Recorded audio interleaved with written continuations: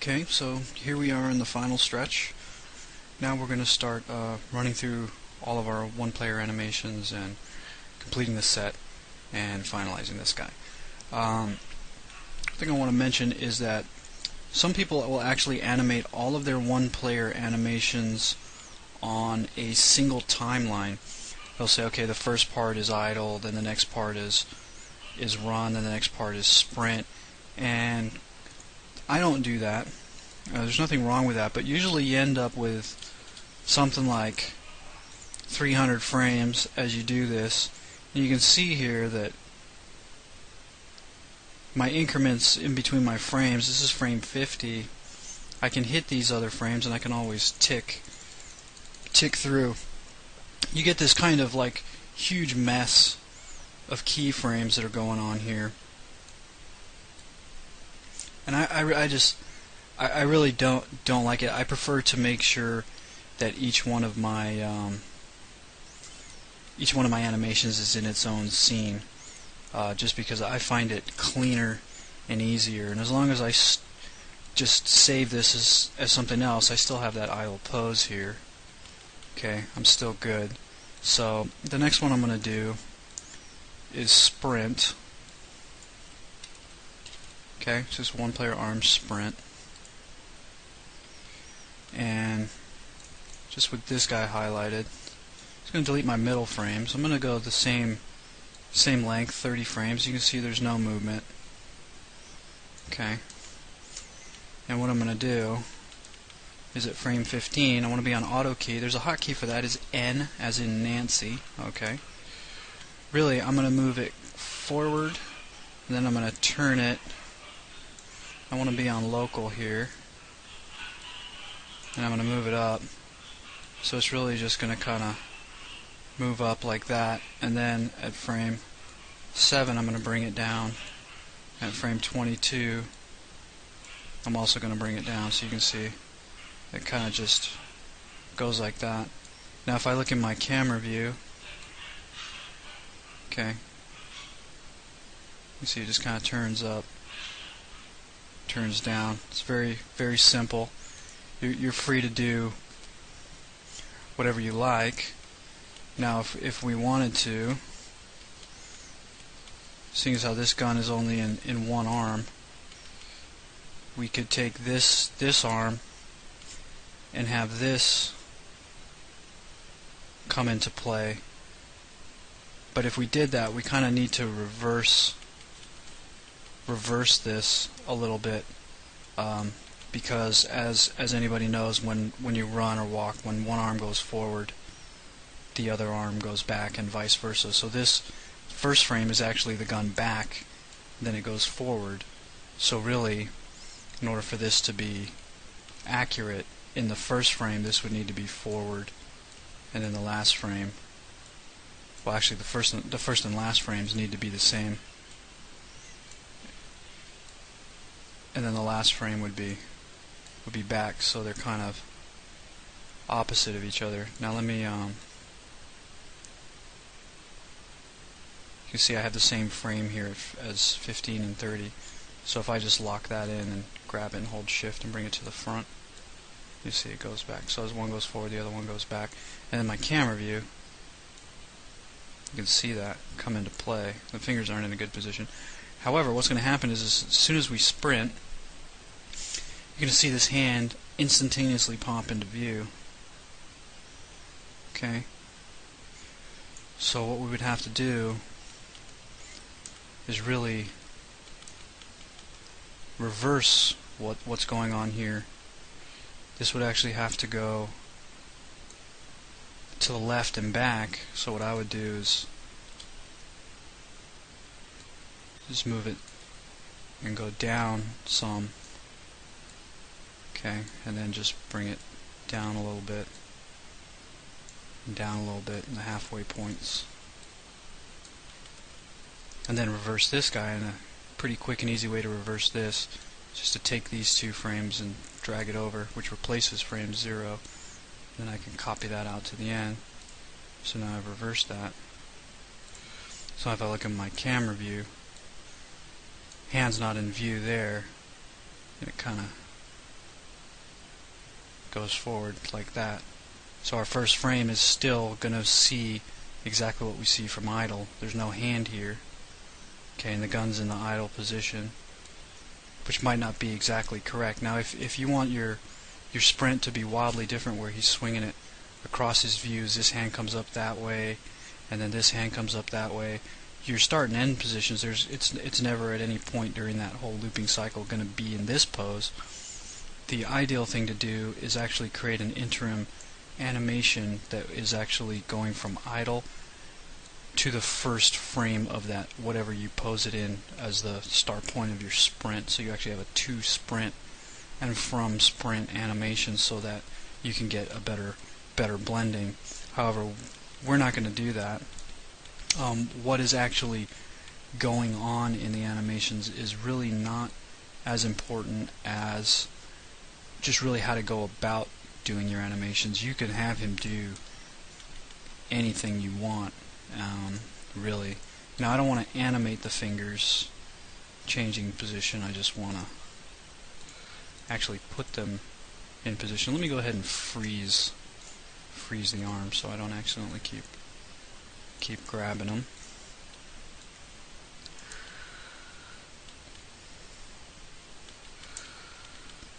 Okay, now if he's doing this like an Olympic runner, they tend to have their hands kind of straight out, like they're doing a karate chop.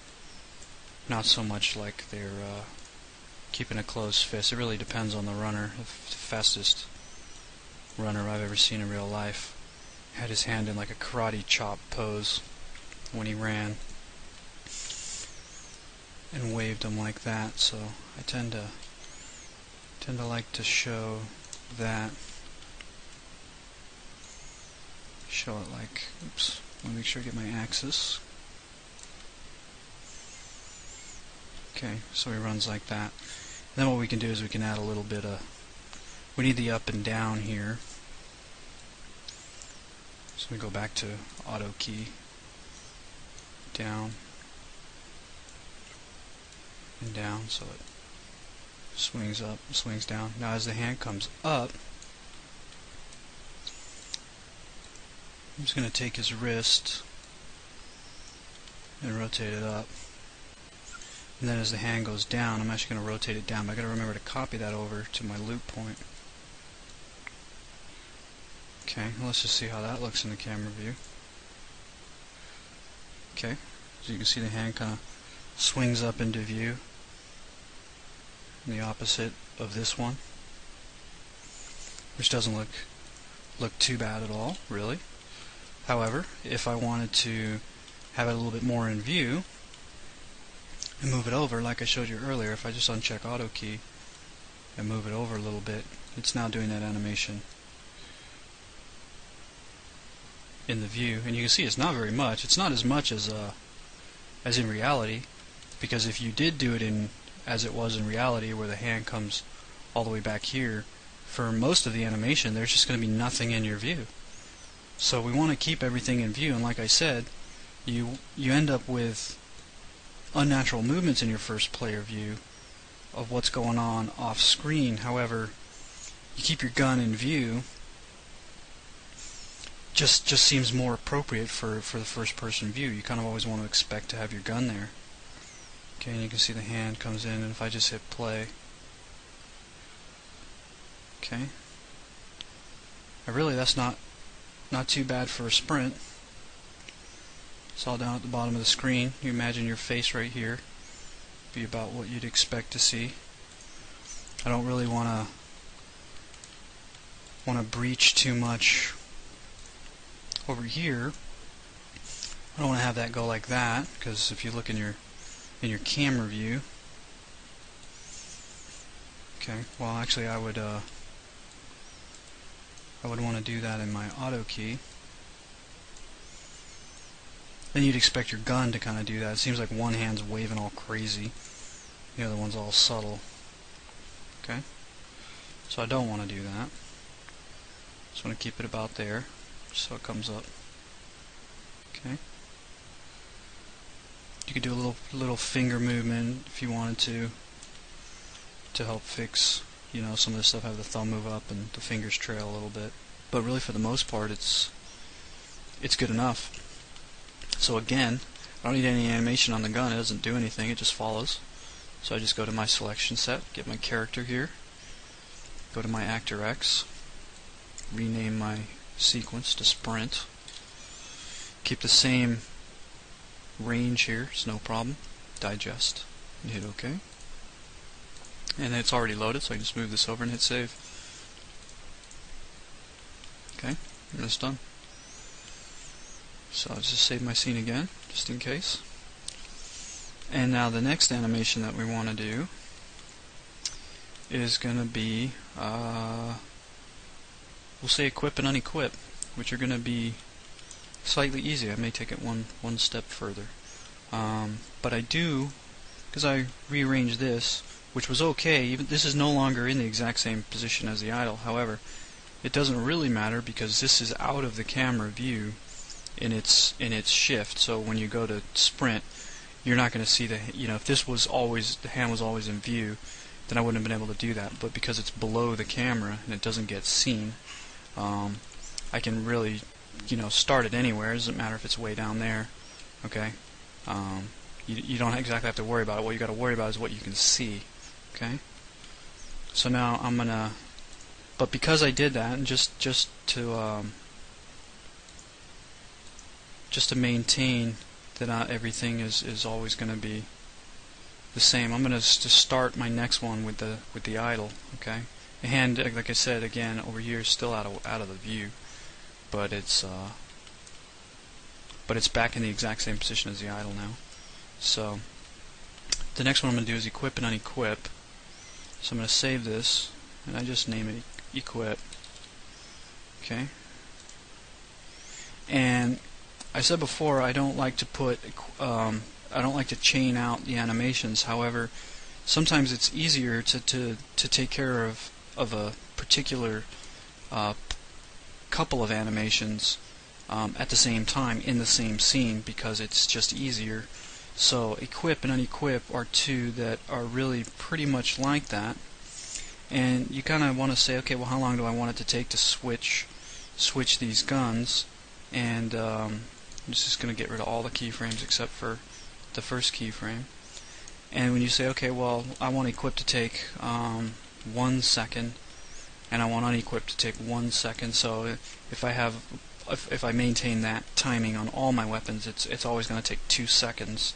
1, 2, and then you got your next gun out every single time. So if I want 2 seconds, I need 60 frames, because I need 30 frames for equip and 30 frames for unequip. And what I do, for just to keep it really basic, is you always want to make sure you start and end on the same frame here. So when I start, I'm actually in my idle pose, which is what I'm gonna, when I go to equip, is going to come to.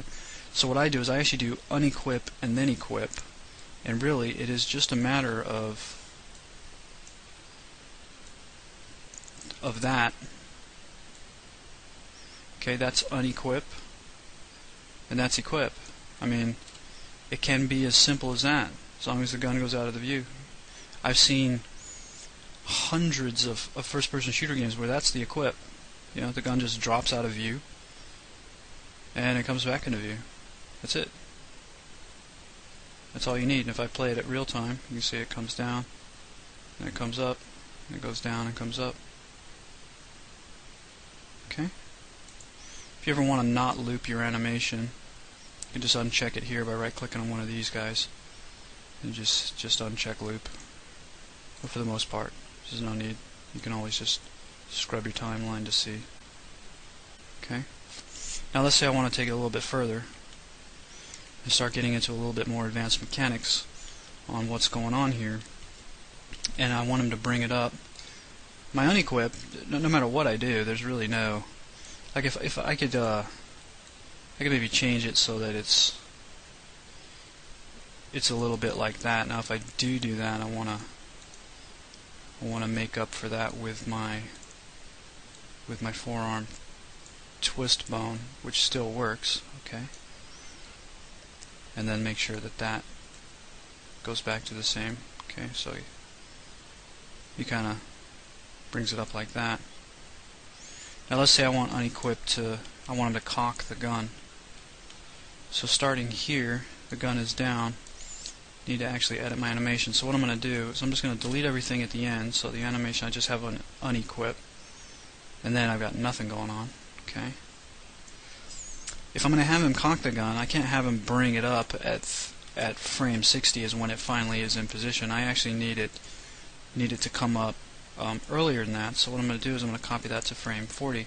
So he brings it up real quick, okay, but he's not going to bring it up in the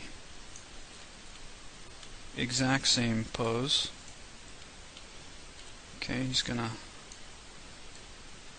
bring it up a little bit sideways, which means I need to get a little bit more of my twist going on. And then once again, let me freeze this. Okay, and I can help that. So he brings it up from frame 30. Okay, he brings it down, but then when he brings it up, he kind of brings it up forward. And let me check that in the camera. You can't see it yet. So I'm going to switch back to perspective and move. I can't move the bone. Move that up, and I'm actually going to show my camera view over here. And I need to hide that bone so it's not in the way. Now I can kind of get a better idea of where it's going to be showing up in my actual view. So he brings it up like that. And I want to rotate it a little bit away like that. So he brings it up. And at the same time, he brings his other hand over. Okay, just going to move it over.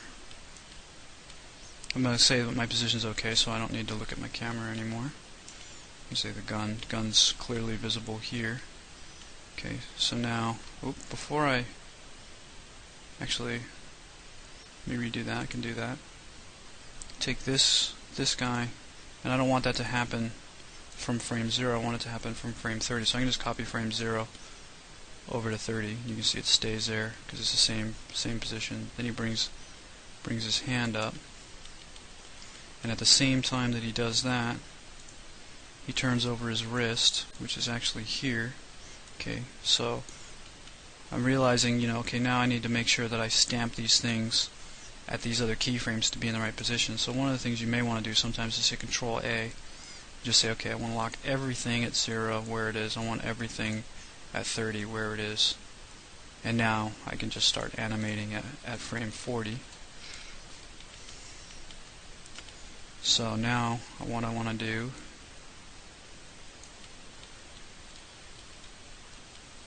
okay, I'm actually getting some weirdness with my max again where my undos are skipping. If I rotate this, you can see that the whole hand goes with it because it's not. So I'm going to fix that. I don't want that rotated. And I'm going to rotate the hand from here. Okay, and as I move that,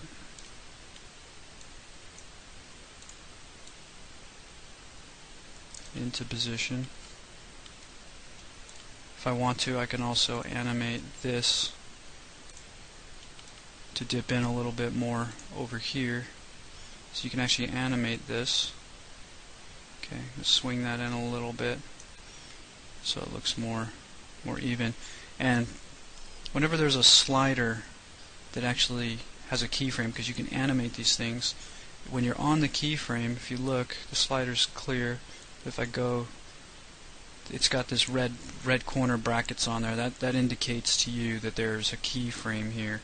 And if you look at the value, you can see that it's transpiring. It goes from 88 at frame 0, and then it transitions all the way to frame 40. Okay, so if I look at frame 30 to 0, now I actually have movement in that other hand. And the reason is because if you put a keyframe on something anywhere on your timeline that doesn't already have a keyframe at 0, it automatically puts a keyframe at 0 for you. So in order for you to correct that, I need to have that bone selected and just drag that keyframe over. So now you can see my value 88 here has an actual keyframe at frame 30 because I can see this highlight in red. Okay, and now it can come up like that. If I actually really wanted to do that. Okay, which is out of view, so it doesn't really matter. All it does is kind of determine the angle that the arm is going to be coming up from. It could be in my camera view, it could be coming from this way a little bit, but it tends to be a little bit easier if you keep things like a little bit more straight. And again, if I was getting too much twist here, I could actually alleviate some of that by actually bringing this up like that. You know, even though that's passing through his chest and everything, it's completely out of the camera view. But I can more easily get a better grip on the slide here. Okay, if I do that without having to twist this so much to get this hand nearly vertical like this. Okay, so like I said, don't worry about anything that happens beyond, you know, past this point or past, you know, the point here where the camera view is actually seeing. Okay, all that's going on anywhere back here, under here, and up here is completely up, you know, completely unnoticed. Just use that space to set up your camera scene. Okay, so now if I look at my fingers, they too have a frame at 30 because I did go through and select everything and slap down a keyframe at frame 30. I can now kind of fix my hand position, get my thumb in a good view, get a thumb in a good position here. Again, I'm on angle snap. I don't really need that for animation. And then what I can do is I can actually curl this down a little bit so it looks like he's grabbing it. And sometimes you need to work a couple of these things back and forth. Okay. You see, I'm in the pose to grab the slide. Now if I move this around after this, let me Control A and just get everything. I say, okay, I like it, everything at frame 40. Okay, his hand comes up. Okay. Comes up to grab it. Now I want to be able to pull the slide back. Alright? But I also want to be able to move the gun around, which means I need to attach his hand to the slide. Okay, so it's very simple. Just take this guy, the animation constraints, link constraint. I'm on frame 40. I'm just going to hit it over to the mag. And you can see now that everything messed up before that. Okay? So now I don't know where it originally was. And normally you can undo, but I'm broke on my undo. But what you need, and then you can see when I go back to frame 40, it's not in the right position at all. And part of the reason for that is because once you actually start animating, you need to actually link it to the world in the beginning. If you're going to tell it part way through to link to something else, you need it to link to the world in the beginning. And then you can see that it's actually broken because I didn't do that first, and I expected that to happen, and it was why I kind of went ahead and did it. So if you get that kind of behavior, just know that it has to do with the fact that you need to make sure that you're linked to world. Okay, and now my the angle of my hand is actually a little weird. I've also actually, what it is I've lost that. See if every time I didn't undo that, it undid the old operation. So my undos are broken, which means right now my workflow is broken. It's really hard for me to do anything when I can't go back and forth and check and then undo. And then I can't even, let me see if I can even redo. Just redo all the way forward. Let me look at my camera view again real quick. and the gun's still in a good position, but I do need to restart my max because this is going to be very, very hard for me. Right, I'm not so broken right now that I can't get this back to what it was.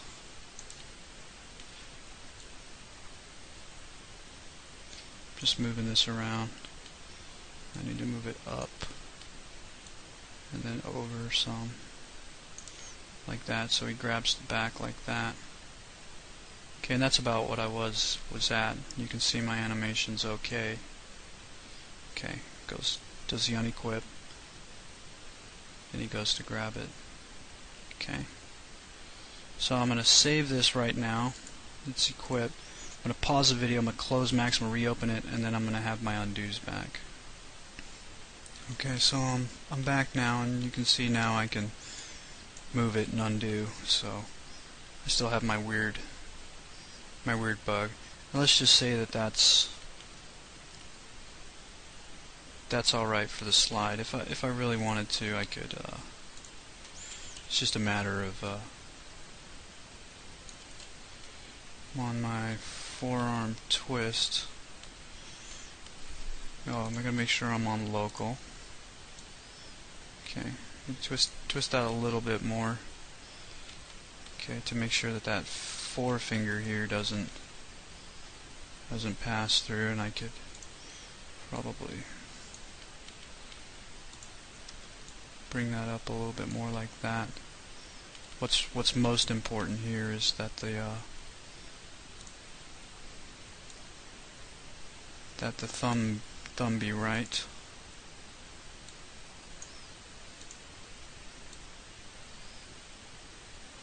Okay.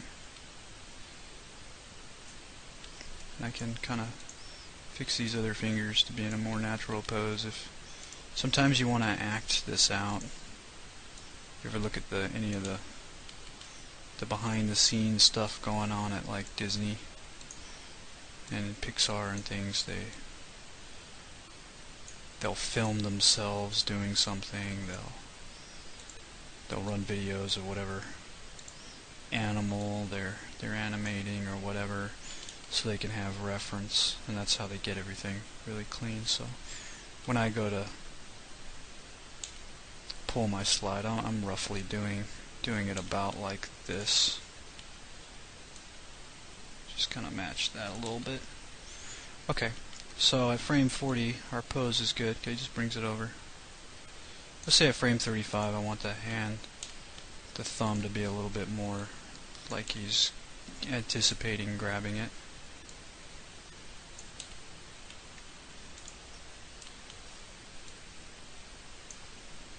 I could even take the wrist, just kind of bend that into place a little bit. So it's kind of like he takes his hand and goes towards it. Okay. So at frame 40 this needs a link constraint, which I believe is actually set. No. So let me add link. I got my link to world here. Add link there, just make sure nothing got broken beforehand. It's very important to just scrub back and forth, especially when you do some of these links. Okay, so at frame 40 it is linked on there. Add link is dangerous, just like optimize and attach and link tools. Okay, you just got to make sure that once you're done that you uncheck it. Otherwise you end up linking into all kinds of other stuff. The other thing we want to do is take our wrist, and now we want to do an orientation constraint to the slide as well. So we go up to animation constraints, orientation constraint, and we pick the weapon slide. You're going to see that the wrist twists out of position. That's because what we need to set here is keep initial offset. Now if we take a look, our orientation constraint is at 100. Okay. You can see that it's following the gun. You see that? It's following the orientation, the rotation of the gun. Where the gun tips down, so does the hand, because it's 100% here. So what we need to do is when we're working with orientation constraint, we need to actually only turn it on here. So we need it 100 weight here, but at one frame before it, we need it at 0 weight. Okay, and the way to do that is to lock in here. How am I supposed to give this a keyframe? Well, if I just type in 100 and hit enter, even though auto key's on, it doesn't actually give me a keyframe. But what will is changing the value. So if I just change it up and then change it down, you can see that I now have a keyframe at frame 40, and it also gave me a keyframe at frame 0. So then what I do is I go to one frame back and I set it to 0, okay, and then I go all the way to 0, which set it at 100, and change that to 0, and now you can see there's no movement. The hand goes into the right position, and after frame 40 it's actually locked in. Okay, so then what we're going to do is now we can pull the slide. So I'm going to hit Control A and just give everything a keyframe at frame 40, and then everything a keyframe at frame 50. And what I can do is at frame 45, if I go local here, so I'm running down the axis, I can actually pull the slide back, and you can see that the hand follows with it. Okay, and I want to make sure I go back the right amount, which is to this lock here. Okay, and at the same time that I do that, I actually want to move the gun a little bit forward. Okay, so it goes like that. Okay, see it comes into his hand, and then it goes forward. So if I look at my camera view, you see he brings it up, cocks it, and then I'm ready to move everything back to where it was. So this is actually kind of the part where it can be a little tricky. Now what we have to do is we have to undo all those links, because if I just move the gun back at frame 60, if I move it, everything's still, that hand's still on there. You can see that. Now I want the hand to be off. So what I need to do is I need to take this IK goal, come here, and at frame 50 I need to relink back to the world. Okay, so now that's not going to follow the gun anymore, and then I need to get rid of the orientation constraint here. If I highlight it, you can see I'm still at frame 50, so I want it off at frame 50. At frame 49 I want it still on, so I'm going to go here to 49, I'm just going to tap up and down, so I'm back to 100, and then at frame 50 I'm going to hit 0.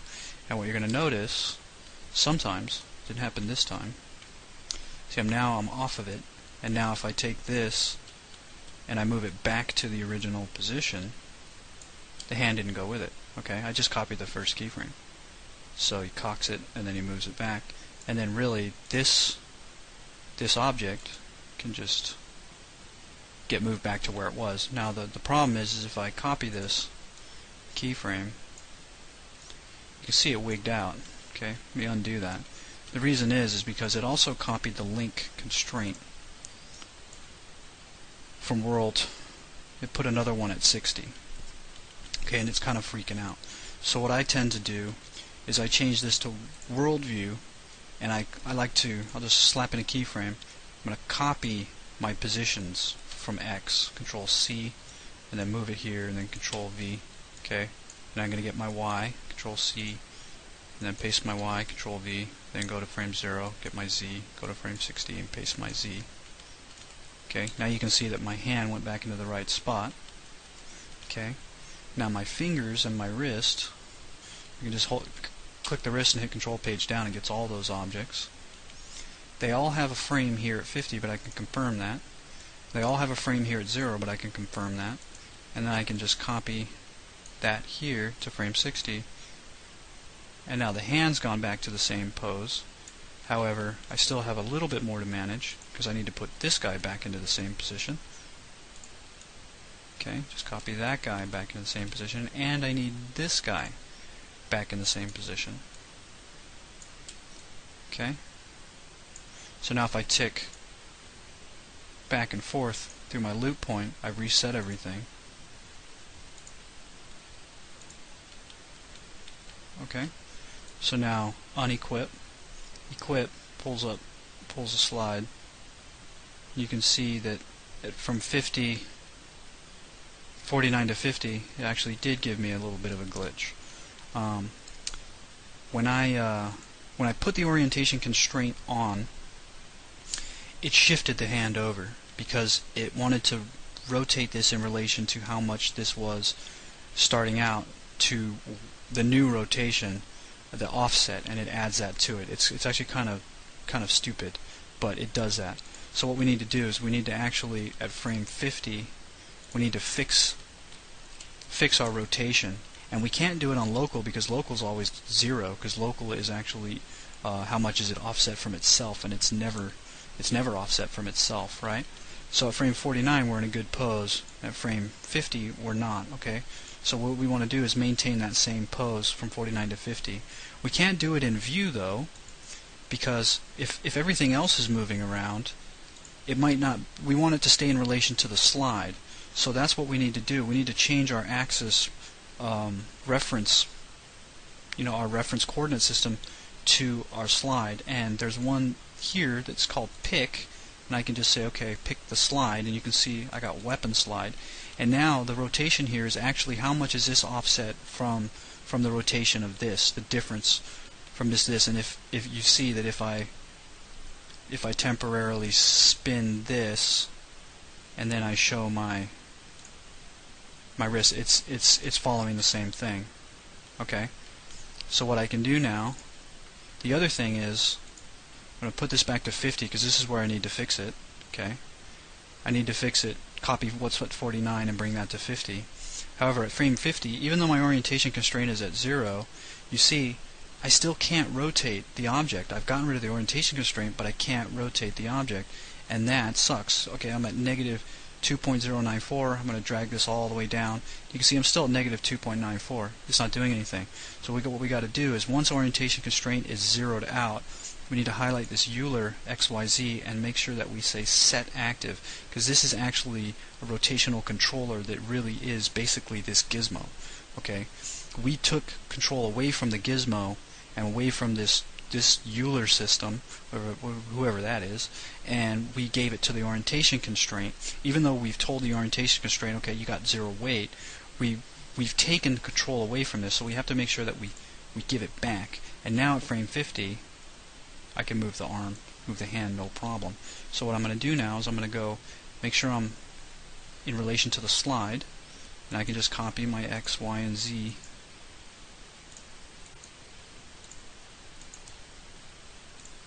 from frame 49 to 50.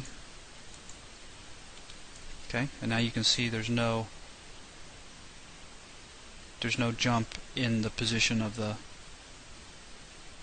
arm, of the hand to the slide. It's exactly the same. Okay, and then now the hand can come off, and we're still back to the same start and end frame. Okay, so he brings it up, cocks it.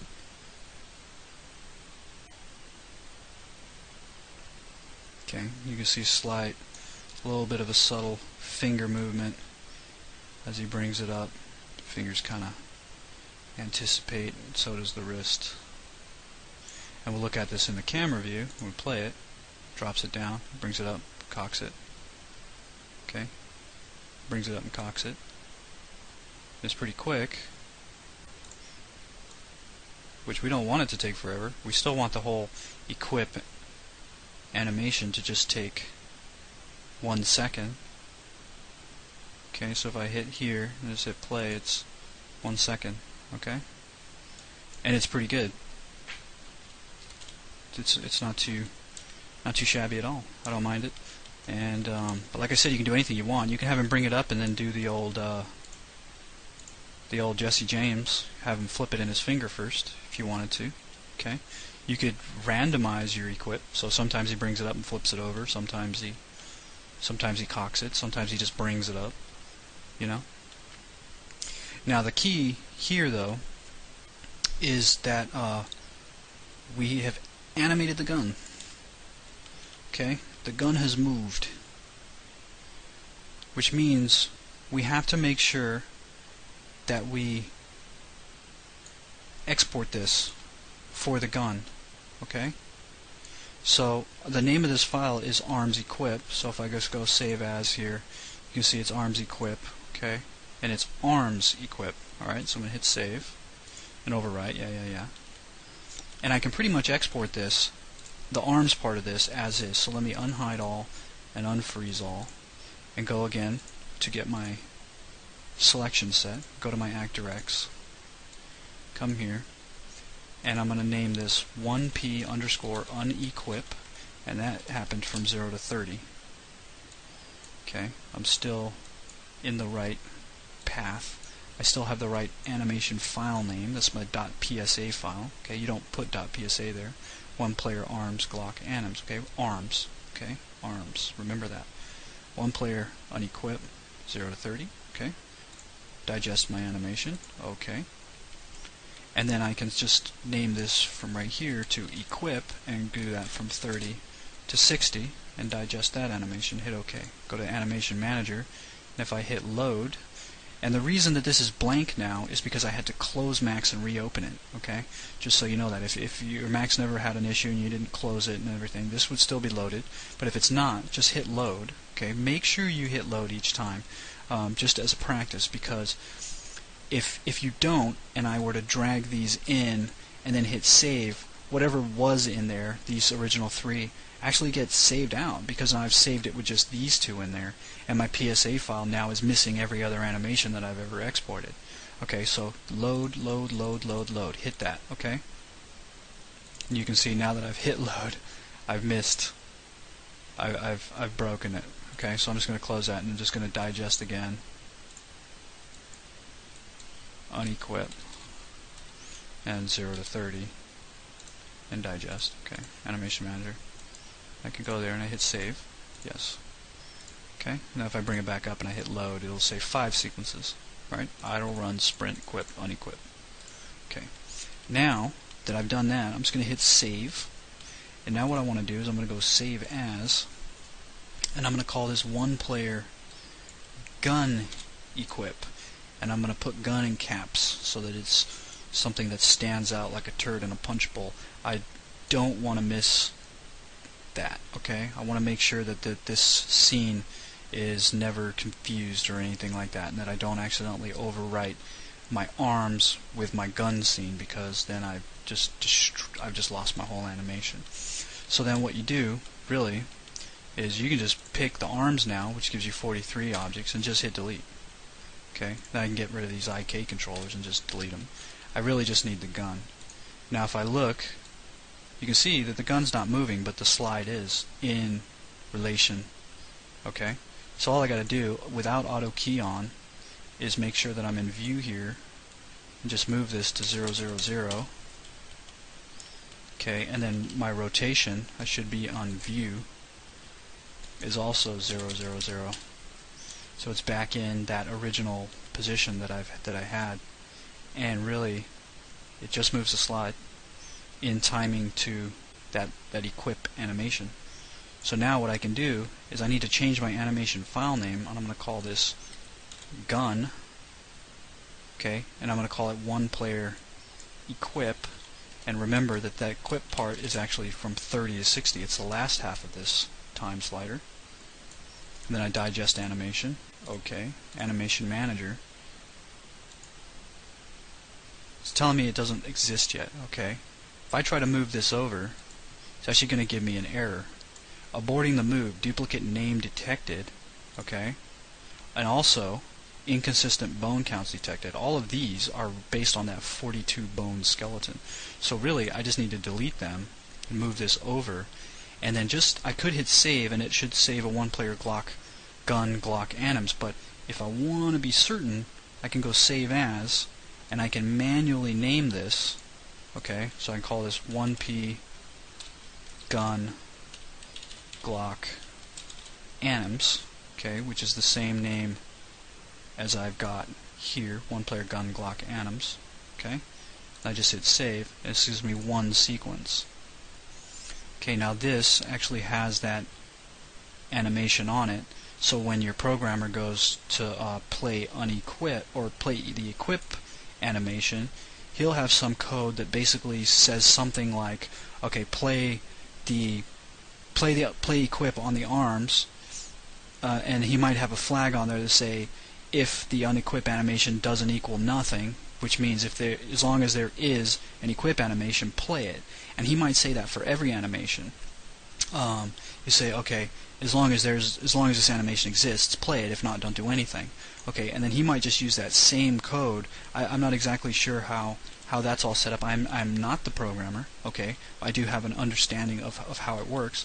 And he might say, okay, whatever animation you play on the arms, if that animation exists on the gun, play it on the gun too. And that part of the reason why the animations, you want to have consistent naming, because this is exactly the same name, 1p_equip. Okay, it's the same name as the ARMS version. Okay, the file name is different, but the animation sequence name is exactly the same. So basically, now the programmer can say, play one player equip on the arms as long as it exists, and it'll play on the arms because it exists. And it'll say, okay, and play the same thing on the gun if it exists, and now it exists. He might say the same thing, okay, play the same thing on the run animation if there's a run animation for the gun. If run animation doesn't equal none, then play it on the gun. And in this gun, it does equal none because there is no run animation, so it doesn't do anything. Okay, it looks for that check, comes up false, and just skips right over it. Okay, so if I were to name this on accident equipip, okay, with 2 P's, it won't play.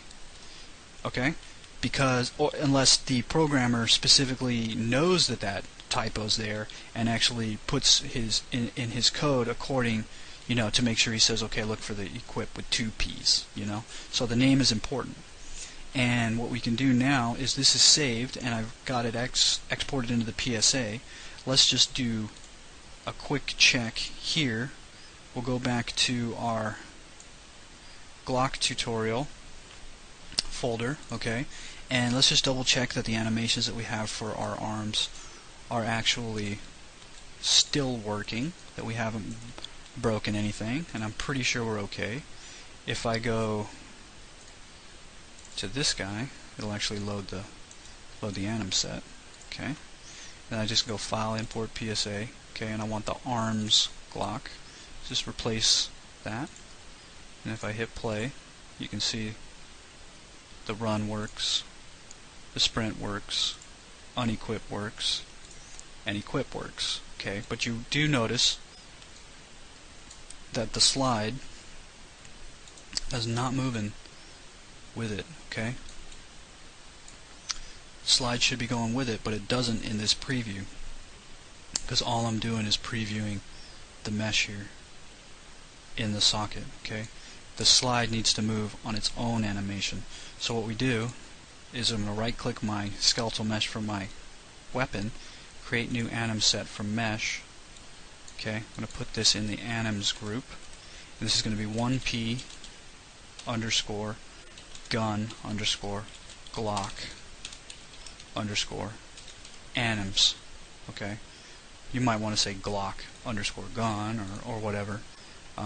I reversed these to make sure that it's different from what I had originally done. So one player gun Glock anims. Okay, and it takes a second. Worried me a little bit there that it was going to crash. And now you can see our anims are clear. Now, if you remember from before, the slide is a moving animation. It's a translating. It's not rotating. So before I import this time, I'm going to uncheck anim rotation only, which says only right there. It was just showing on, but it's only. Uncheck that, then import my PSA, which is my gun Glock anims. Hit open. You can see I've got this equip animation, and when I go to play it, okay, the slide moves back, and it's in the same timing that his hand's going to pull the gun. The rest of the gun doesn't move at all. That's driven by the arms. Okay, just want to drive that point home. And really, we're good. So I can pretty much just save the package. And what we're gonna end up with is we're gonna have our 2 meshes, and we're gonna have our 2 anim sets, one for the arms, one for the gun. If you had a 3-player model as well, you would have 2 more anim sets, okay, for 3p character Glock anims and 3P gun Glock anims, because you also want to animate that. And also we would probably have a one player or a 3-player mesh, which wouldn't be 4,369 polygons. It would probably be more closer to 1,000 polygons. Okay, your 3-player mesh should technically be a little bit lower resolution. However, you do have the ability to take this and run SimplyGone on it. You can always go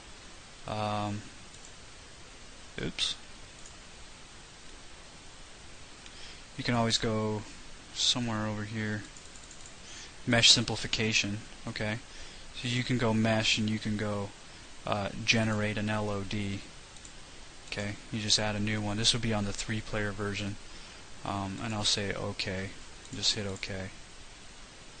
And now basically we're running SimplyGone, and if you show it, there's a low-res version of it, which only has 216 polys. But I can always come here and say, okay, I want to give it a little bit better quality. I want to make sure that my animation is set to high. And then I simplify it again. You can see I brought it to 230 polys. As I bring all these up to maintain their importance, if I just bring them all up to highest and simplify it, you should see I get 700. Okay, and that doesn't look too bad. I guess say recompute normals or something, and it kind of messes up the lighting a little bit. So sometimes you want to shift through these things. But if you need to go ahead and make your LODs, and I've also just got my quality slider. If I go 100%, it's pretty much just going to be the exact same gun.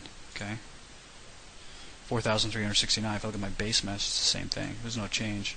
So that's having 100% there is a little pointless. So maybe I want to do 75% first and hit simplify LOD. That should bring it, yeah, so 1,600 polys.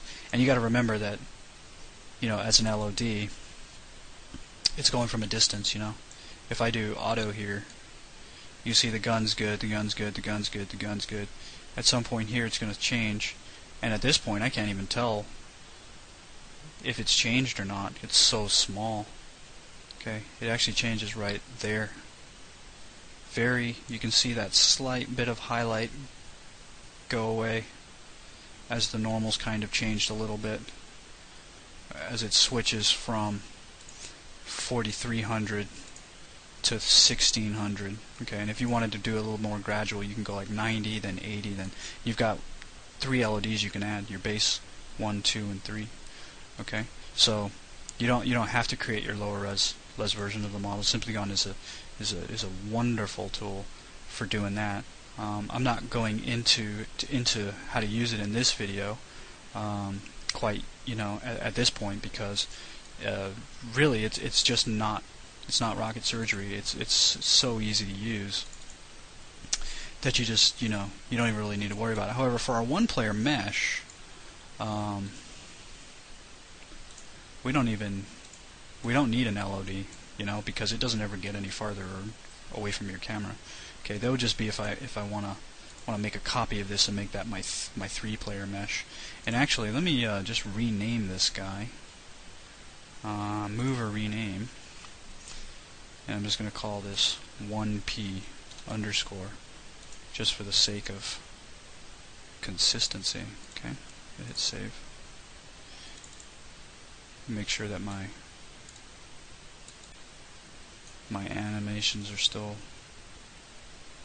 working on it, and they are. Okay, and we're good.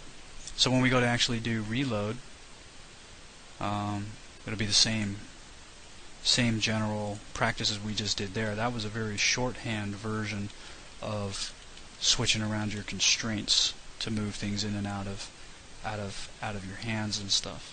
So I'm just going to save this, and I'm going to go ahead and stop the video, and because we're at pretty much an hour point here. Took a little bit longer than I'd hoped.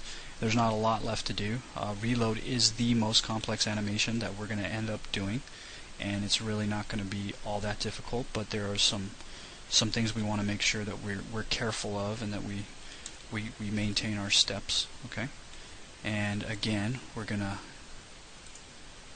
start with the idle animation, okay, which is this pose here.